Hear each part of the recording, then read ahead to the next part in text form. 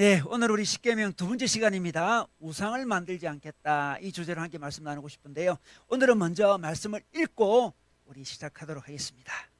출애굽기 20장 4절에서 6절 말씀입니다. 너를 위하여 새긴 우상을 만들지 말고 또 위로 하늘에 있는 것이나 아래로 땅에 있는 것이나 땅 아래 물속에 있는 것의 어떤 형상도 만들지 말며 그것들에게 절하지 말며 그것들을 섬기지 말라. 나 내 하나님 여호와는 질투하는 하나님인즉 나를 미워하는 자의 죄를 갚되 아버지로부터 아들에게로 3, 4대까지 이르게 하거니와 나를 사랑하고 내 계명을 지키는 자에게는 천대까지 은혜를 베푸느니라. 아멘. 한 남자와 한 여자가 있었습니다. 서로 만난 후에 이상형이라고 생각하면서 서로 무척 좋아했고 두 사람은 결혼까지 했습니다. 그런데 결혼해 보니까 자신이 생각하던 남자가 아니었고 자신이 생각하던 여자가 아니었습니다. 그래서 당신은 내가 생각하던 여자가 아니다, 당신은 내가 생각하던 남자가 아니다, 이렇게 이야기를 하게 되면서 두 사람은 큰 어려움을 겪게 되었습니다. 여러분, 이런 경우를 우리 주위에서 심진찮게 우리는 보게 되죠. 왜 이런 일이 일어날까요? 여러분, 이 남자는 이 여자를 좋아한 것이 아닙니다. 이 여자는 이 남자를 좋아한 것도 아니고 이 남자는 자기가 만든 상상의 여자를 좋아한 것입니다. 자신이 만든 이미지를 좋아한 것이죠.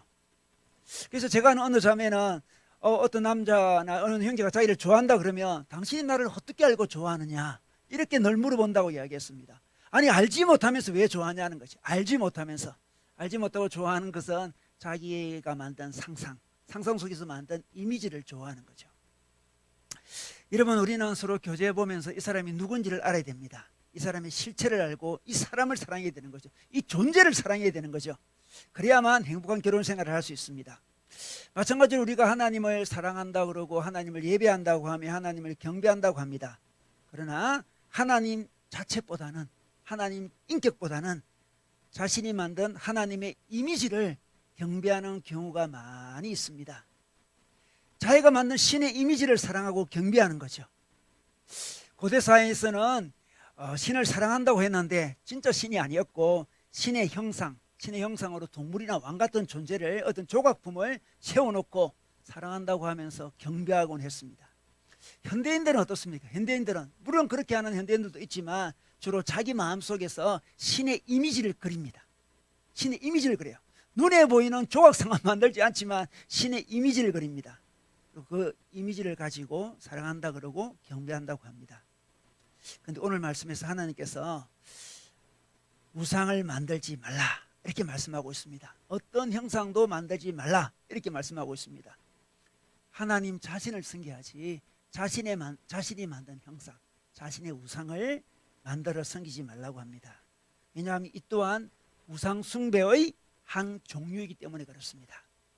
우리는 지난주에 1계명을 살펴봤습니다. 하나님은 다른 신을 내 앞에 두지 말라고 했습니다. 이 말씀의 의미가 무엇입니까? 다른 신을 하나님과 나란히 섬기지 말라는 의미라고 우리가 배웠습니다. 자, 다른 피조물을 하나님의 위치까지 올리지 말라는 거죠. 이것이 바로 우상 숭배의 첫 번째 모습이었습니다. 오늘 두 번째 계명은 우상을 만들지 말라는 말씀을 보니까 첫 번째 계명과 똑같은 게 아닌가 생각할 수 있는데 다른 계명입니다. 오늘 두 번째 계명은, 첫 번째 계명은 피조물을 하나님 위치까지 올리는 게 문제였고요, 두 번째 계명은 하나님을 피조물로 내리는 게 문제입니다. 하나님을 제한하는 거죠. 하나님을 끌어내리는 거예요. 하나님을 자기가 상상하는 어떤 형상으로 끌어내리는 거죠. 그것이 두 번째 우상 숭배입니다. 여러분, 우리 피조물은 하나님이 아니죠. 그리고 하나님은 또 피조물이 아닙니다. 하나님을 피조물로 끌어내리는 우상 숭배를 하나님은 금하고 있습니다. 그런데 우리 인간이 굳이 왜 하나님을 끌어내릴까요? 왜 하나님을 형상화시킬까요? 왜 그렇습니까? 왜 하나님을 자기 이미지를 만들어 가지고 섬기려고 할까요? 그리고 하나님은 왜 이를 그렇게 금하실까요? 이것이 우상 숭배라고 하면서 금하시는데 이 우상 숭배를 어떻게 하면 우리가 극복할 수 있을까요? 우리 오늘 말씀을 가지고 함께 살펴보도록 하겠습니다. 자, 출애굽기에 보면 모세가 이스라엘 백성을 이제 출애굽을 시켰습니다. 그리고 하나님을 만나러 십계명을 받으러 시내산을 올라갔습니다. 그런데 시내산을 올라간 모세가 내려오지 않았어요. 기다리고 기다려도 내려오지 않았습니다. 이스라엘 백성들은 두려웠습니다. 불안했습니다. 그래서 어떻게 했습니까? 송아지 형상을 만들었습니다. 여러분, 송아지 형상을 만들어 놓고 이렇게 이야기를 했습니다. 우리 한번 볼까요? 우리 출애굽기 32장 4절 말씀입니다. 자, 아론이 그들의 손에서 금고리를 받아 부어서 조각칼로 새겨 송아지 형상을 만드니 그들이 말하되 이스라엘아, 이는 너희를 애굽 땅에서 인도하여 낸 너희의 신이로다 하는지라. 이렇게 말씀하고 있습니다. 여러분, 이스라엘 백성이 지금 다른 신을 만든 게 아니에요. 다른 신을 만든 게 아닙니다. 누굴 만들었습니까? 애굽 땅에서 인도하여 낸 너희의 신이라 했습니다. 여호와 하나님을 만든 거예요. 눈에 보이지 않는 여호와 하나님을 눈에 보이는 송아지 형상으로 만든 거죠. 여러분, 우상숭배는 다른 신을 만드는 것만 우상숭배가 아니에요. 하나님을 송아지 신으로 만드는 거예요. 하나님을 피조물의 형상으로 표현합니다. 이들이 왜 하나님을, 거룩하신 우리 하나님을 송아지 형상으로 왜 만들었을까요? 이스라엘 백성은 주위에 보니까 다들 주변 나라의 신들은 형상이 있었습니다. 여호와 하나님만 형상이 없어요. 이집트에 있을 때 우리 10가지 재앙이 일어나지 않습니까? 10가지 재앙에 등장했던 10가지는 다 신이었습니다. 형상을 가진 신이었습니다. 이집트의 파라오 왕도 신이었습니다. 형상이 있어요. 그런데 여호와 하나님은 보이지 않아요. 여호와 하나님은 보이지 않습니다. 그리고 여호와 하나님을 만나러 간 산에 올라간 모세도 빨리 내려오지 않습니다. 모세도 보이지 않아요. 지도자도 보이지 않고 하나님도 보이지 않습니다. 불안했습니다. 두려웠습니다. 그래서 눈에 보이는 하나님을 끌어내리고 싶었습니다. 눈에 보이는 하나님, 눈에 보이는 형상으로 만들고 싶었습니다. 그래서 송아지 형상을 만든 것입니다. 여러분, 우리가 하나님이 보이지 않을 때 우리는 눈에 보이는 하나님을 만들고 싶은 것이 우리 인간의 속성입니다. 이스라엘 백성뿐만이 아니죠. 대부분의 종교인들은 눈에 보이지 않는 신의 형상을, 눈에 보이는 신은 보이지 않는 신을 눈에 보이는 형상으로, 신의 형상으로 만들려고 애를 씁니다. 자, 이것은 이 변화기를 통해서 우리가 설명을 하면 이해가 잘 됩니다. 왜 사람들이 꼭 눈에 보이는 신의 형상을 만들까요?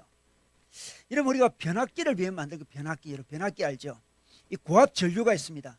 이 고압 전류가 우리 가정에 직접 들어오면 굉장히 위험하지 않겠습니까? 모든 가전제품이 다 불타버립니다. 우리 인간도 굉장히 위험해지는 거죠. 여러분, 전기 매트에 자고 있는데 고압 전류가 갑자기 흐른다 생각해 보십시오. 얼마나 위험합니까? 그래서 이 위험을 방지하기 위해서 변압기를 만듭니다. 그 변압기를 통해서 고압의 전류를 받아서 낮은 전압으로 전류를 바꿔서 가정에서 안심하고 아주 유용하게 사용할 수 있도록 하는 것이 변압기죠. 인간이 집요하게 신의 형상을 만드는 것은 이 변압기 원리와 같습니다. 신은 어떤 존재입니까? 신은 지혜가 무한하고 능력이 있어서 전능하신 분이세요. 이 고압 전류 같은 분이시죠. 근데 우리 인간을 봅시다. 인간은 온갖 죄를 짓고 있잖아요.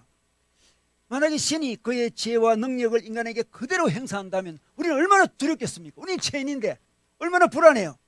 하나님을 생각할 때마다 불안한 거예요. 능력이 많으신 하나님, 지혜가 많으신 하나님, 나의 모든 것을 아시는 하나님, 나를 한순간에 죽일 수 있는 하나님, 얼마나 불안합니까? 우리 마음속에 불안 심리가 잠복해 있습니다. 그래서 신을 낮추고 싶은 거예요. 신을 낮추고 싶습니다. 신을 눈에 보이는 형상으로 만들고 싶어요. 변압기를 통해서 이 높은 전류를 낮은 전류로 낮추듯이 낮추고 싶습니다. 그래서 낮춰서 조각을 합니다. 상을 만듭니다. 정중하게 절을 합니다. 신이 좋아할 만한 음식을 차리기도 하고 어떤 예식을 갖춰서 예배를 드리기도 합니다. 그래서 신의 노여움을 사지 않으려고 합니다. 눈에 보이던 신을 섬기는 방법이 눈에 보이는 형상을 만들어서 대신 섬기는 거죠. 그것이 훨씬 마음이 편합니다. 훨씬 마음이 편안하죠. 훨씬 마음이 편안합니다. 그리고 나아가 신의 능력을 자기에게 유익하도록 이용하려고 합니다. 신으로부터 축복을 끌어내리는 거죠. 예를 들면 바알신의 형상이 있었습니다. 바알신의 형상을 만들어서 제물을 바치고 제사를 드렸습니다. 더 이상 바알신이 우리 인간에게 해를 끼치지 못하도록 제사를 드린 거죠. 더 나아가서 이 마음이 협족해진 바알신이, 우리가 이렇게 제사를 잘 드리니까 마음이 협족해진 바알신이 풍요로운 추수를 거둘 수 있는 능력을 우리에게 베풀어 주실 걸로 기대를 합니다. 축복마저 기대하는 거죠. 이 변압기를 통해서 고압진로를 낮춰서 우리에게 위험도 줄이고 더 나아가서 우리에게 유용하게 쓸 수 있도록 해주잖아요. 마찬가지예요. 이렇게 신을 형상하는 이유는 신의 능력을 인간이 통제를 하는 거죠. 통제합니다. 그래서 통제함으로 불안으로부터 벗어나려는 인간의 몸부림이죠. 더 나아가서 인간의 능력, 하나님의 능력을 통제한 다음에 그 능력을 자기의 목적에 맞게 이용해 보려는 동기에서 신을 형상하는 것입니다. 바로 이것이 우상 숭배다, 이렇게 말씀하고 있습니다. 여러분, 우리가 우상 숭배 이야기하면 그러면 여러 가지 교회에는 조형물들이 있잖아요, 그죠? 지금 십자가도 어떤 조형물이라 할 수 있습니다. 그럼 이런 것들 제작하는 것이 다 우상 숭배인가? 우상 숭배인가요? 우상 숭배가 여러분, 십자가를 교회 안에 두면 우상 숭배인가요? 그 논쟁이 있었습니다. 십자가를 밖에 두면 우상 숭배가 아니고 안에 두면 우상 숭배를 했습니다. 우리 합동적은 안에 두는 걸 싫어해요. 근데 저는 안에 뒀는데 밖에 둘 데가 없어요. 둘 데가 없으니까 안에 뒀는데, 여러분 십자가를 교회 안에 두고 밖에 두는 게 무슨 중요합니까? 십자가를 그러면 밖에 두고 그럼 안에는 십자가 없습니까? 우리 강태상 보면 십자가 마크 그린 강태상도 굉장히 많아요. 그죠? 이거는 또 어떻게 해석해야 될까요? 우리 하나님이 조형물을 제작하는 것을 완전히 금지한 것일까요? 여러분, 조형물은 있잖아요, 하나님의 임재를 상징합니다. 구약에도 하나님 임재를 상징하는 조형물들이 있었습니다. 성막 있잖아요. 노뱀 알죠? 노뱀도 있었습니다. 법궤도 있습니다. 다 하나님의 임재를 상징합니다. 근데 이것들은 하나님의 임재를 상징하는 존재이지 하나님의 형상은 아니에요. 그죠? 하나님 자체가 아닙니다. 이 조형물 안에 하나님이 임재하는 게 아니에요. 그 안에 신비한 능력이 있는 게 아닙니다. 십자가 안에 신비한 능력이 있는 게 아니에요. 근데 어느 순간 이 사람들이 형상을 만든 다음에 어떻게 합니까? 그 안에 신비한 능력이 있다고 생각합니다. 어떤 마술 지팡이 같이 생각하는 거죠. 마술 상자 같이 생각합니다. 하나님의 임재, 하나님의 능력과 그 형상을 동일시해 버립니다. 그것이 바로 우상 숭배가 되는 거죠. 우리 사무엘상에 보면 이스라엘 백성이 블레셋이라는 나라와 전쟁을 하게 되는데, 그때 전쟁 이기려고 뭘 가져갑니까? 법궤를 가져가요. 법궤만 가져가면 법궤에 놀라운 신비한 능력이 있어서 전쟁 이긴다고 생각했습니다. 그런데 결과 어떻게 되었습니까? 전쟁에 져버렸고 그 법궤를 약겨버렸습니다. 법궤를 통해서 하나님의 능력을 끌어내리는 우상 숭배를 한 거죠.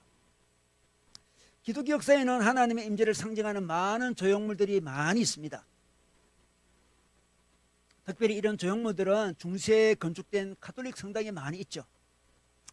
오래된 교회 안에는 예수님이나 성경에 등장한 인물들, 사건들을 조각하기도 하고 스테인 글라스를 통해서 또 부서 형태로 만들어 붙이기도 합니다.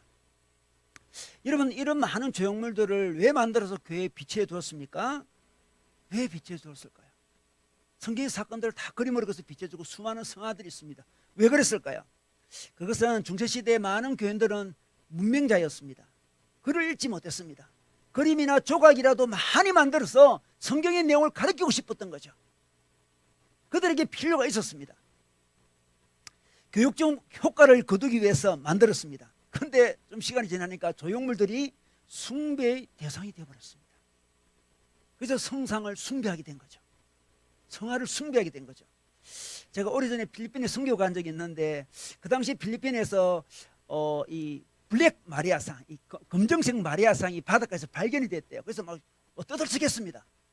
이 마리아상 중에 이게 완전히 검정색 마리아상은 잘 없는데 그게 발견된 거예요. 발견됐습니다. 근데 이 마리아상에게 놀라운 치유의 효염이 있다고 알려졌습니다. 수많은 사람들이 그 마리아상을 비춰둔 성당에 몰려들었어요. 여러분, 필리핀이 가톨릭 국가지 않습니까? 그래서 우상숭배가 굉장히 심해요. 아주 수준 낮은 가톨릭 국가잖아요. 신앙적인 측면에서. 여러분, 블랙 마리아상에는 효험이 있습니까? 치유의 효험이 있습니까? 치유의 효험이 있다고 숭배하러 갔던 그 사람들, 그 사람은 바로 우상을 숭배하고 있는 거죠. 여러분, 아름다운 성화가 있습니다. 조각도 있고 여러 가지 성상들이 있습니다. 그것들은 하나님의 임재를 그냥 상징하는, 좀 도와주는, 글을 모를 때, 성경을 읽지 못할 때, 설교를 듣지 못할 때 도와주는 하나의 상징물 같은 거죠. 그 안에는 효임이 없습니다. 능력이 없습니다. 근데 그 안에 하나님의 능력이 있다고 하나님 같은 존재로 섬길 때 그것은 바로 우상 숭배가 되는 것입니다. 여러분, 우리 인간이 왜 이렇게 눈에 보이는 형상을 가지고 하나님으로 여기려고 할까요? 그것은 그렇게 예배하는 것이 쉽기 때문입니다. 성상을 예배하는 것은 자신을 돌아보지 않아도 돼요. 인격자 하나님을 예배할 때는 조심스럽지 않습니까, 여러분? 그죠? 인격자와 만나니까. 인격자와 만나지 않은 것은 조심스럽지 않습니다. 여러분, 집에 키우는 애완동물을 만날 때는 조심스럽습니까? 자기 양심을 쳐다봅니까? 그러지 않지 않습니까? 너무나 쉽게 그 친구를 만날 수 있어요. 인격자 인간을 만날 때는 조심스럽고 두렵지 않습니까? 인격자 하나님을 예배하기 두려우니까 어떻습니까? 자신을 돌아보지 않고 자신을 변화시키지도 않고 그냥 섬길 수 있으니까 형상을 만든다는 거죠. 그리고 자기 마음껏 섬길 수 있어요. 성상 앞에 나아가서 자기 마음껏 섬기는 거죠. 자기를 변화시킬 필요가 없습니다. 인격이 없는 대상은 섬기기 참 쉬운 대상이에요. 그러면 현대 우리는 하나의 형상을 만들고 있지는 않을까요? 어떤 형상을 만들고 있을까요? 난 형상을 만들고 있는 것 같지가 않은데 나는 눈에 보이는 뭔가를 만들고 있지 않는데 이렇게 생각할 수 있습니다. 그러나 우리는 마음으로 하나님의 이미지를 만들 수 있습니다. 마음으로 이미지를 만들 수 있습니다. 그리고 눈에 보이는 어떤 교회, 어떤 전통, 어떤 신학, 어떤 지도자, 어떤 사역으로 우리 하나님을 끌어내려 가지고 섬길 수 있습니다. 나는 어떤 좋은 교회를 다니고 있으니까 내 신앙은 안전하다 이렇게 생각할 수 있잖아요. 그것이 끌어내리는 거예요. 인격자 하나님은 늘 긴장하며 사랑하며 섬기는 존재지 내가 어떤 교회 다닌다고 안전하지 않습니다. 나는 어떤 유명한 좋은 교회 다닌다. 그래서 내 신앙은 문제가 없다. 긴장을 늦춥니다. 그걸 하나님을 끌어내리는 거예요. 우리 교회는 복음주의 신학이야. 나 복음주의 신학을 믿는 교회 다닌다. 나는 문제없어. 나는 교회에서 어떤 사역을 한다. 내 사역을 한다. 하나님의 인정을 받을 거야. 나는 다양한 기독교 여러 가지 운동들을 했다. 또 운동을 하고 있다. 그래서 나는 문제가 없다. 나는 두렵지 않다. 끌어내리는 거죠. 나는 좋은 목회자를 만났다. 좋은 목회자를 만났다. 근데 신앙에 어려움이 없다. 끌어내리는 거예요. 저는 우리 청년 사역을 오래 했기 때문에 우리 몇몇 우리 청년들이 저에 대해 기대를 하는 경우가 많이 있었어요. 목사님은 청년 사역을 오래 해서 아는 형제도 많고 아는 자매도 많다. 우리 신호기 목사님 만나면 내가 결혼할 때 큰 도움을 받을 것이다. 분명히 소개해 줄 것이다.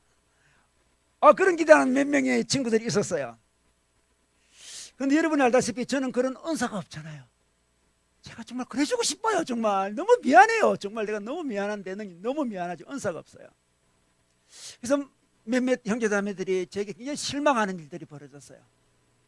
좋은 목사님을 만나면 저는 무슨 효험이 있는 존재가 아닙니다. 그냥 목사님 만나 신앙의 지도를 하려고 한 거지 여러분의 인생을 책임져주고 여러분의 결혼을 인도해줄 소개해줄 그런 사람은 아니죠.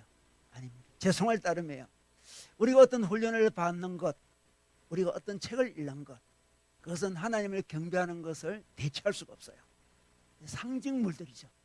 도움이 되는 도구들이죠. 도구들이에요. 이 모든 것들은 신적 능력이 없습니다. 효험이 없습니다.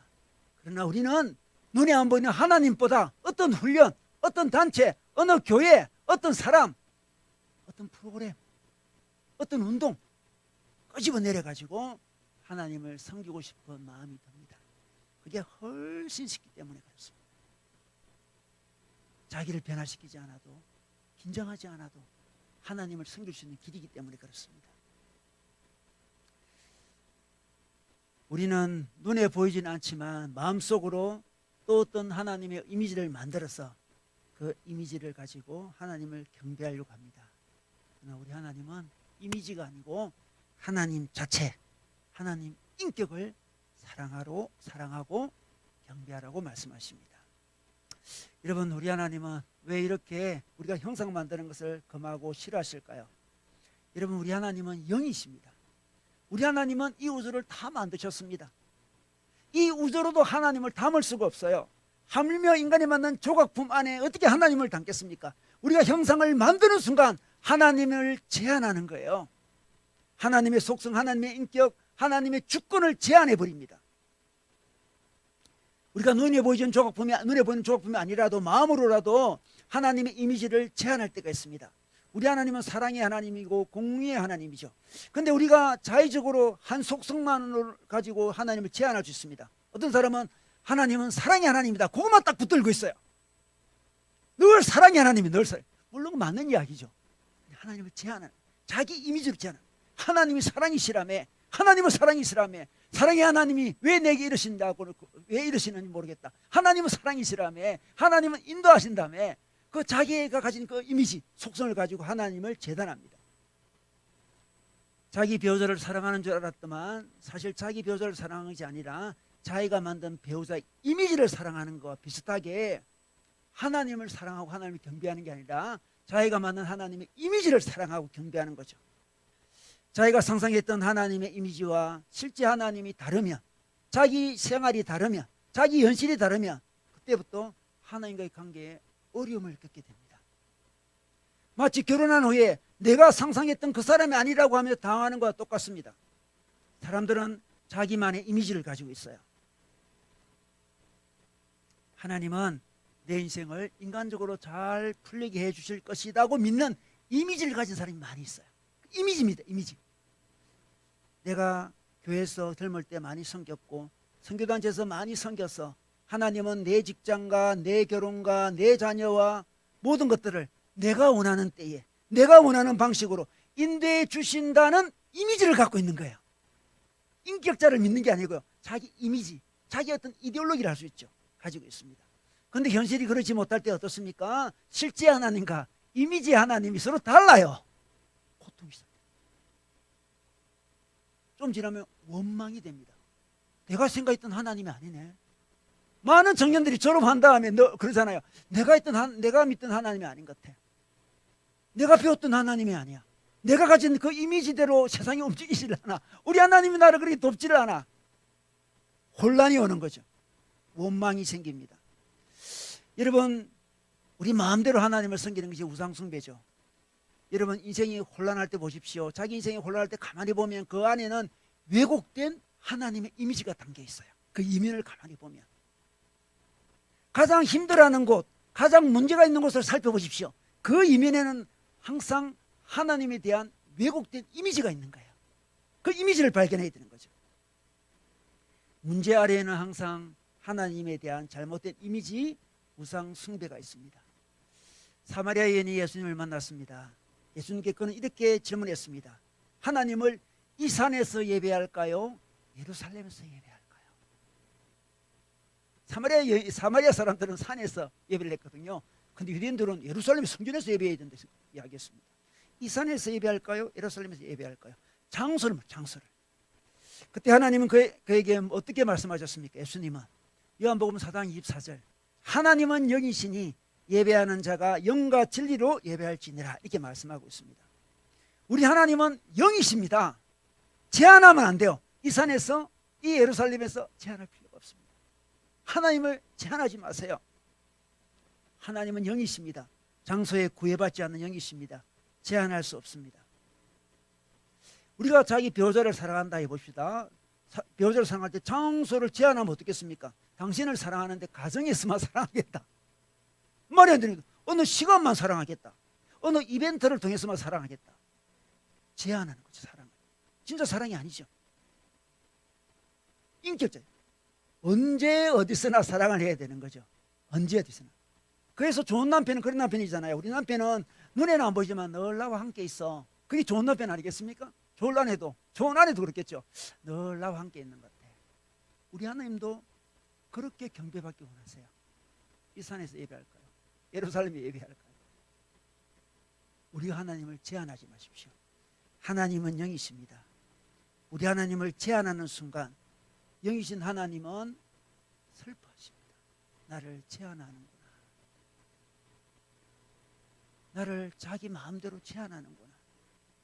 내게는 많은 속성이 있는데 한두 가지 마음에 드는 속성을 가지고 나를 재단하는구나.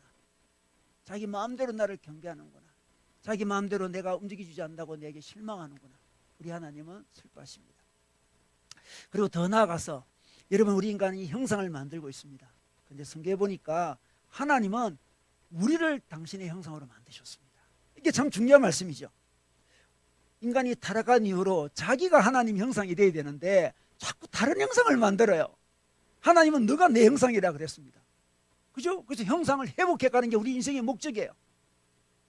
훼손된 우리 하나님 형상이 회복되는 우리 인생의 목적인데 우리는 어떻습니까? 자기를 회복시켜서 하나님 형상이 되도록 하나님의 임재를 드러내는 도구가 되도록 해야 되는데 그게 아니고 자꾸만 눈에 보이는 또 마음속에서 하나님 형상을 만들려고 하고 있습니다.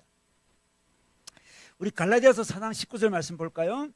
자, 설교안에 나와 있습니다. 나의 자녀들아 너희 속에 그리스도의 형상이 이루기까지 다시 너희를 위하여 해산하는 수고를 하노니 이런 말씀이 있습니다. 자, 그리스도의 형상 하나님 형상이 우리인데 이게 이루어져야 돼요. 이루기 위해서 해산하는 수고를 한다고 사도 바울이 이야기하고 있습니다. 여러분 타락한 우리들은 자신이 하나님의 형상이 되기보다 자꾸 비인격적인 형상을 만들려고 합니다.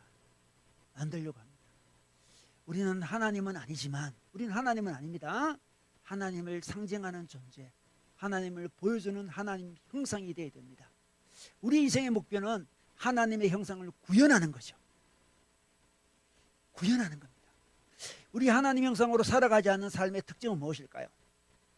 형상으로 살아가는 사람의 특징이 있고 형상으로 살아가지 않는 사람의 특징이 있는데 여러 가지 특징이 있을 수 있지만 그 중에 대표적인 게 하나님 형상으로 살아가지 않은 사람의 특징은 자꾸 인생을 극복하려고 합니다. 극복해야 할 것을 찾아 계속 극복하려고 합니다. 늘 극복하는 것에 온 관심이 있습니다. 몸이 좋지 않습니까? 몸의 극복만 생각합니다. 건강을 회복해야 될 텐데, 건강을 회복해야 될 텐데 경제적으로 어렵습니까? 경제적으로 회복되는 거, 극복되는 거 그것만 관심이 있습니다. 과거에 상처받았습니까? 상처 회복되는 게 집중합니다. 관계가 어렵습니까? 풍성한 관계 회복에 집중합니다. 그러나 하나가 극복되면 또 극복될 것이 또 생깁니다. 끊임없이 우리 인생에 극복될 것이 찾아옵니다. 극복을 위해서 우리는 노력해야 되지만 극복이 우리 인생의 목적이 아니에요. 극복이 우리 인생의 목적이 아닙니다. 여러분 열심히 극복하려 노력해서 극복했는데 옆에 극복할 필요가 없는 사람을 만날 때가 있어요. 그럼 굉장히 허탈해집니다. 자기는 열심히 죽기 살기로 공부해서 원하는 대학과 원하는 직장에 들어갔는데 옆에 동료를 보니까 머리가 너무 좋아가지고 빈둥빈둥 놀면서도 대충 공부해서 좋은 대학 나오고 바로 나랑 같은 직장 옆에 앉아있어요. 지금 우리 마음이 굉장히 허탈한 거죠. 내가 얼마나 고생했는데, 내가 얼마나 노력했는데 허탈해지는 거예요. 죽기 살기로 돈을 모아서 집을 샀는데 어떤 친구는 부모의 도움으로 갑자기 집을 사게 되고요. 어떤 친구는 주식이 갑자기 올랐어요. 비트코인이 갑자기 올라서 혼자 내보다 더 큰 집을 사. 그때 우리는 허무해집니다. 허탈해지는 거죠. 극복이 인생의 목적이 된 사람의 모습이죠. 원하는 문제를 극복한다 할지라도 우리는 허물을 이겨낼 수가 없습니다.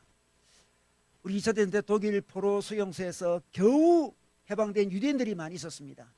유대인들이 자기 집으로 돌아온 다음에 많은 유대인들이 자살을 했습니다. 극복은 했는데 허탈한 거죠. 집에 돌아오니 가족들이 없어요. 내가 그렇게 고생하며 살아남을 이유가 없었던 거죠. 너무 고생해서 집에 돌아왔는데 삶의 의미를 모르겠는 거죠. 자살. 해방이 목적이라면 그것은 우리의 삶을 계속 이끌어갈 동기가 되지 못합니다. 우리는 인생의 목적이 있습니다. 하나님의 형상을 회복시키는 거죠.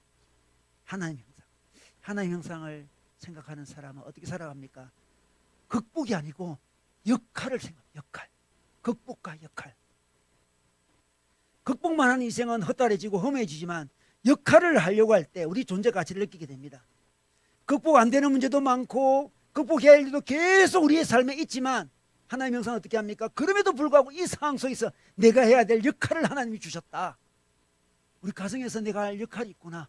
우리 직장에서 내가 할 역할이 있구나. 우리 공동체에서, 우리 교회에서, 우리 나라에서 내가 할 역할이 있구나. 그 역할을 할 때 삶의 의미를 느끼는 거예요. 그때 하나님이 구현되는 거죠. 하나님의 형상 역할을 하는 거죠. 많은 사람들은 자꾸만 극복만 하려고 그래요. 이런 극복 안 되는 문제 굉장히 많습니다. 극복하려면 시간이 오래 걸리는 것도 문제도 많아요. 언제 다 극복하겠습니까? 우리가 그 극복의 메인은 존재가 되죠. 그러나 역할을 하려고 할 때 비록 나는 한계도 많아. 뭐 건강의 한계도 있을 수도 있고 뭐 재성의 한계가 있을 수도 있고 뭐 관계의 한계가 있을 수도 있고 어린 시절의 상처의 한계가 있을 수도 있고 뭐 여러 가지 한계가 있을 수 있고 그럼에도 불구하고 현실을 그대로 다 인정하고 오늘 우리 상을 인정하는 가운데 그럼에도 불구하고 우리 하나님은 내게 어떤 역할을 맡기셨다. 이 역할이 뭘까? 내가 가정에서 어떤 역할을 해야지. 내가 교회에서 어떤 역할을 해야지. 내가 공동체에서 어떤 역할을 해야지. 그것을 찾아갈 때 우리는 세상을 다스리는 자가 됩니다. 하나님의 형상은 뭡니까? 하나님을 대신해서 이 세상을 다스리는 게 하나님의 형상 아니겠습니까? 하나님을 보여주는 사람이죠. 하나님의 임재를 상징하는 사람이죠. 저 사람을 볼 때 하나님은 아니지만 무슨 회음은 없지만 저 사람은 하나님을 상징한다. 가톨릭 성당에 가서 성화를 볼 필요 없이 그냥 우리 형제와 우리 자매를 보면 되는 거예요. 우리 자매가 성하고 우리 형제가 성화해요. 어떤 사람은 자아를 실현하라고 합니다. 자기를 구현하라고 하는 거죠. 여러분, 자기를 실현하고 자기를 구현하는 것은 우리 삶의 목적이 아니에요. 자기를 실현한다는 것도 굉장히 모호한 거죠. 누가 자기를 그렇게 잘 실현할 수 있겠습니까? 여러분, 우리는 하나님의 형상을 구현해야 됩니다. 주어진 역할을 감당하면서 하나님의 형상을 구현해야 돼요. 여러분, 자기 실현, 자기 구현은 우리 삶의 한 부분이에요. 그건 나쁜 거나 좋은 것이죠, 그거는. 그러나 자기 스스로 목표를 만들어서 자기를 구현하려고 하는 것은 자기 이미지요, 자기 우상이 될 때가 많이 있습니다. 하나님이 그것을 실현하라고 하시지 않을 때도 많이 있는 거죠. 우리는 하나님의 형상이 되어야 합니다. 우리는 우리 자신이 하나님의 형상이 되어야 돼요. 우리는 계속해서 하나님 같은 형상을 만들려고 하지 말고 그 형상을 만들어서 안주하려고 하지 말고 우리가 계속 하나님의 형상이 되어가야 합니다.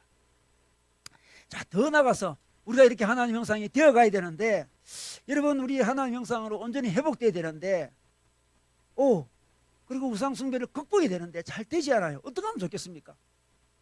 우리 우상을 극복하고 그죠? 자기는 하나님 형상이 되어야 되는데 잘 되지 않아요. 이게 현실이지 않습니까? 어떻게 하면 회복될 수 있을까요? 어떻게 하면 하나님 형상으로 회복될 수 있을까요? 우리 하나님은 그래서 예수 그리스도를 이 땅에 보내주셨습니다. 우리를 하나님 형상으로 회복시키기 위해서 유일하신 하나님의 형상, 온전한 하나님의 형상 누구십니까? 예수 그리스도를 이 땅에 보내주셨습니다. 그 말씀이 바로 골로새서 1장 15절 말씀이에요. 우리 한번 볼까요? 그는 보이지 아니하는 하나님의 형상이시요 모든 피조물보다 먼저 나신 이시니, 이런 말씀이 있습니다. 하나님의 형상은 바로 예수 그리스도십니다. 그분은 온전한 그리스도 하나님 형상이죠. 우리는 회복되어야 되는 깨어진 상처난 형상이고 온전한 형상, 그 온전한 형상을 바라봄으로써 우리 형상은 회복돼요. 우상을 극복할 수 있습니다. 그러므로 우리는 그걸 늘 바라봐야 되는 거죠. 예수님을 바라봐야 됩니다. 이러면 우리가 가장 힘들어하는 부분 안에는, 문제 안에는 우리의 이미지가 있대죠. 왜곡된 이미지가 있댔습니다. 우리가 힘들고 어려워하는 그 문제의 이면에 보면 잘못된 이미지가 있댔습니다. 그런데 그 이미지와 예수의 이미지를 대체를 해야 됩니다. 바꾸는 거죠. 그때 우리는 하나님 형상으로 회복되어 갑니다. 이러면 우리 개신교회는 하나님의 임재를 상징하는 상징물들이 잘 없어요. 우리 교회도 별로 없지 않습니까? 저는 몇 가지 있어도 된다 생각합니다. 감리교라든지 그런 데 가면 장로교보다 훨씬 더 그 상징물들이 많이 있습니다. 그런데 있잖아요, 거기 많고 적고가 그렇게 중요하진 않습니다. 저는 좀 필요하다고 생각하기는 해요.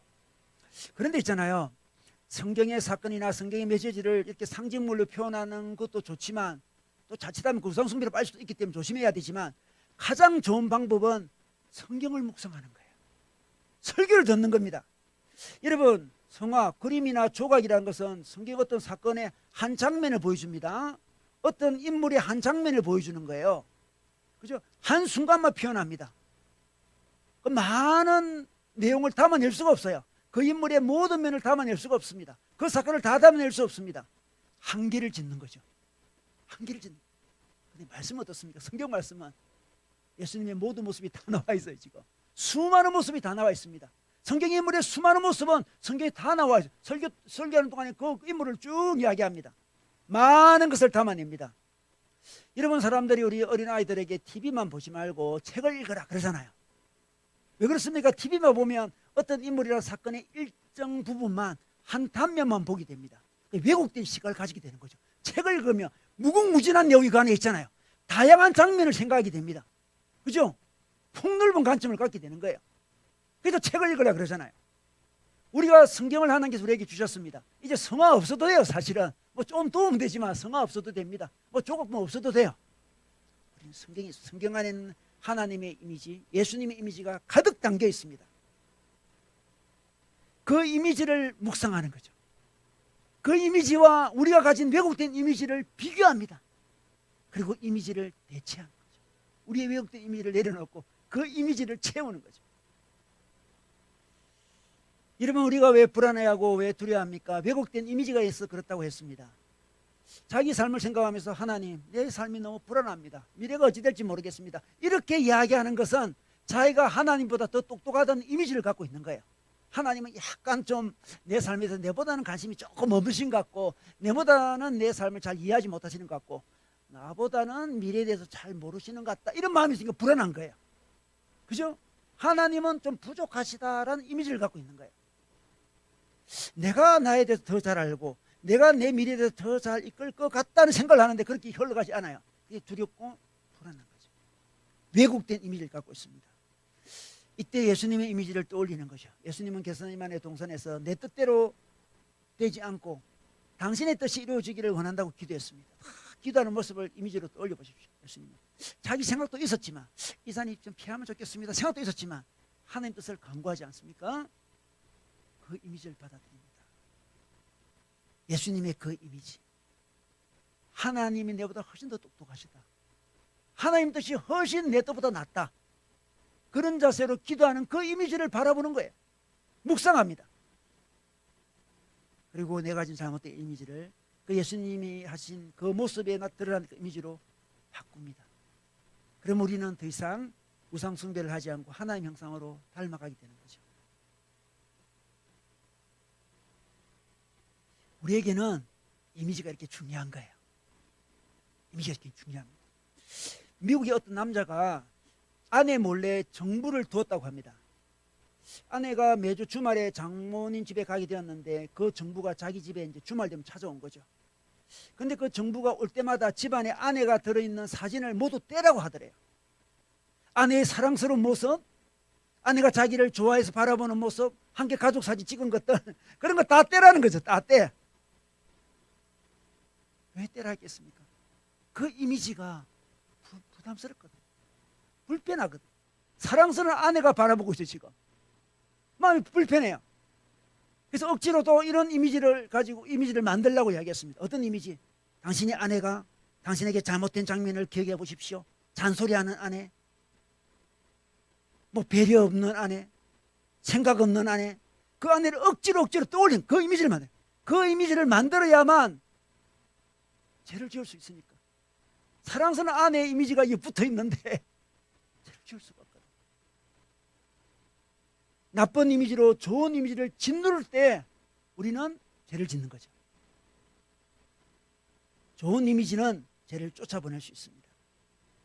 그러므로 우리는 죄 앞에서, 우리가 잘못하는 일 앞에서 예수님의 이미지를 떠올려야 돼요. 성상을 바라보는 것도 필요합니다. 그러나 그보다 더 풍성한 이미지가 성경 안에 있잖아요. 예수님의 모습을, 예수님의 이미지를 떠올려 봅니다. 십자가에서 우리를 내다보고 있어요. 사랑으로 빛나는 그의 얼굴로 우리를 바라보고 있습니다. 내가 너 죄 때문에 십자가에서 고통을 당하고 있다, 이렇게 말씀하시면서 우리를 바라보고 계십니다. 우리가 죄 앞에 설 때에 우리 주님 우리를 바라보시면서 내 고통이 아직 충분치 않니, 이렇게 말씀하시는 것 같아요. 내 고통이 충분치 않니, 이렇게 말씀. 너는 내가 더 고통당하기 원하니, 이렇게 말씀하시는 것 같습니다. 내가 더 못 박히고 창에 더 찔리길 원하니? 로마 병정이 나를 채찍질하고 수많은 사람이 나를 조롱했는데 너마저 나를 채찍질하고 너마저 나를 조롱하는 거니? 이렇게 말씀하시는 것 같아요. 그 이미지, 그 이미지. 우리 하나님은 우리에게 예수님이라는 당신의 놀라운 형상을, 이미지를 보내주셨습니다. 우리가 왜곡할 수 있는 수많은 이미지가 있지만 예수라는 진짜 형상이 오신 거예요. 그 진짜 형상이 오셔서 우리의 왜곡된 이미지를 다 가져가십니다. 십자가에서 우리를 바라보시는 그 예수님의 이미지가 떠오를 때 우리는 제 앞에서 멈춰서게 되고, 주님 죄송합니다, 제가 죄인입니다, 제가 잘못했습니다, 이렇게 고백할 수 있습니다. 우리 예수님은 그뿐 아니죠. 사랑스럽게 우리를 바라보십니다. 우리를 사랑하는 그 이미지, 사랑의 이미지가 우리 마음에 들어옵니다. 그때 우리는 하나님 대해서 오해했던 거, 잘못 생각했던 거, 잘못 가졌던 이미지가 사라져가는 것을 느낍니다. 그러므로 우리는 항상 우상을 만들지 말고 진짜 형상이신 예수님으로 늘 자기 마음을 채워야 됩니다. 우리가 참지 못하면, 인내하지 못하면 예수님이 인내하시는 그 이미지가 부족해서 그런 거예요. 그 이미지를 온전히 바라보지 못해서 그렇습니다. 우리가 관상기도라는 기도 있지 않습니까? 관상기도는 상을 본다는 거잖아요. 상을 보는 겁니다. 예수님의 상을 보는 겁니다. 그 상을 바라보는 거예요. 그 은혜의 이미지를 바라봅니다. 그 은혜의 이미지. 우리가 계속 고통을 당하는 것은 그 은혜의 이미지를 계속 바라보지 못해서 그렇습니다. 우리가 근심하는 것은 예수님의 지혜의 이미지를 계속 묵상하지 못해서 그렇습니다. 예수님은 진짜 지혜로우신 분이십니다. 우리는 근심하는 것은 우리가 똑똑하다 생각이 근심하는 거죠. 이미지를 묵상해야 됩니다. 우리가 예수님이라는 이미지를 묵상할 때마다 우리의 왜곡된 이미지, 우상 숭배는 줄어들어가게 되고 우리는 하나님 형상으로 회복되어 갑니다. 어느 여자 선교사님이 있었습니다. 그는 자기 사역이 원한대로 되지 않아서 큰 갈등과 고민과 아픔 속에 있었습니다. 그러다가 어느 날 묵상하면서 하나님에 대한 이미지를 생각해 봤습니다. 내가 생각하는 하나님 이미지는 무엇일까? 여러분, 여러분이 믿는 하나님은 어떤 이미지를 가지고 있습니까? 하나님은 어떤 분이십니까? 내가 믿는 하나님은 어떤 분이십니까? 그 여자 선교사님은 자기가 믿는 하나님을 떠올려 봤습니다. 하나님은 어떤 분이지? 자기가 가진 하나님 이미지를 생각해 보니까 하나님은 자기를 도와주는 조수 같은 분이셨습니다. 그동안 자기를 도와주는. 그런데 조수가 자기를 제대로 도와주지 않은 배신한 조수였다, 그런 생각이 들었습니다. 우리 하나님은 조수인데 그 조수가 나를 돕지 않는구나. 그 여자 선교사님은 그동안 사역이 가치 없다고 생각했습니다. 열매도 없고 가치도 없다 생각했습니다. 그러나 묵상하면 묵상할수록 하나님은 조수가 아니었고 하나님이셨습니다. 자기가 잘못된 이미지를 가지고 있었던 거죠. 성경을 묵상해 보니까 우리 하나님은 내 조수가 아니에요. 하나님이셨고 나의 주인이셨습니다. 하나님을 인정할 때 자기 삶이 이해가 되었습니다. 하나님으로 인정할 때 하나님은 자기를 상상 이상으로 사랑하시는 분이라는 것을 깨닫게 되었습니다. 하나님이 나를 사랑하시는구나. 오늘 오늘 말씀에 우리 하나님은 질투하신다 말씀이 있습니다. 이 질투는 뜨겁게 사랑한다, 그런 말씀입니다. 질투하는 하나님, 막 열정적으로 사랑하는 그런 말씀이에요. 우리 하나님이 나를 열정적으로 사랑하시는 분이시는구나, 그걸 깨닫게 됩니다. 자기 이미지가 틀렸던 거죠. 하나님 나를 이렇게 사랑하십니다. 사랑하는 자에게 천대까지 은혜를 베풀어 주시는 은혜의 하나님이셨습니다. 우리 6절 말씀, 나를 사랑하고 내 계명을 지키는 자에게는 천대까지 은혜를 베푸느니라.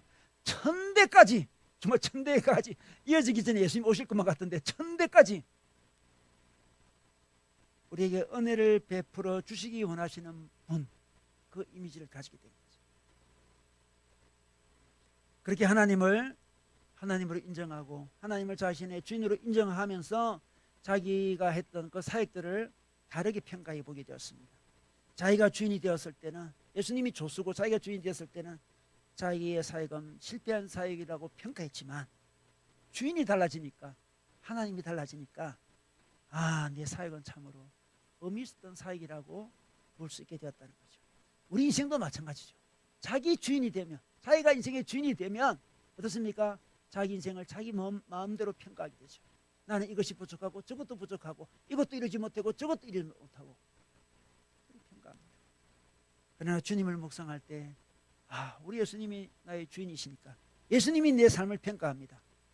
예수님이 수고했다고 말씀하시고, 그래도 지금까지 참 잘했다고 말씀하시고, 그래도 주님에 붙어 있는 거 참 잘했다고 예수님께서 말씀하시고, 지나간 일들 지금은 다 이해 안 되지만 그래도 굉장히 의미 있었던 것이고, 그것이 다 합력해서 너의 미래에 아름다운 열매를 거둘 것이라고 우리 주님께서 말씀하십니다. 그 선교사님은 그 이후로부터 하나님께 순종할 수 있었습니다. 이해가 되지 않더라도 순종할 수 있었습니다. 그래서 매일마다 새롭고 놀라운 하나님의 깊은 은혜를 누리게 되었습니다. 여러분, 하나님이 아닌, 예수님이 아닌 자기가 스스로 만든 하나님을 믿지 마십시오. 자기가 만든 하나님의 이미지를 믿지 마십시오. 숭배하지 마시고 경배하지 마십시오. 우상 숭배입니다. 여러분, 우리는 자유를 위해서 우리 하나님과 10가지 약속을 하고 있습니다. 지난주는 다른 신을 섬기지 않겠다고 약속했습니다. 다른 신을 하나님과 나란히 섬기지 않겠다고 약속했습니다. 오늘은 우리가 자기 마음대로 하나님의 이미지를 만들어서, 형상을 만들어서 하나님을 낮춰서 섬기지 않겠다고 약속합니다. 여러분, 이미지 만들지 마시고 형상이 되시고, 그래서 하나님의 자유를 누리시기를 주님의 이름으로 축복합니다.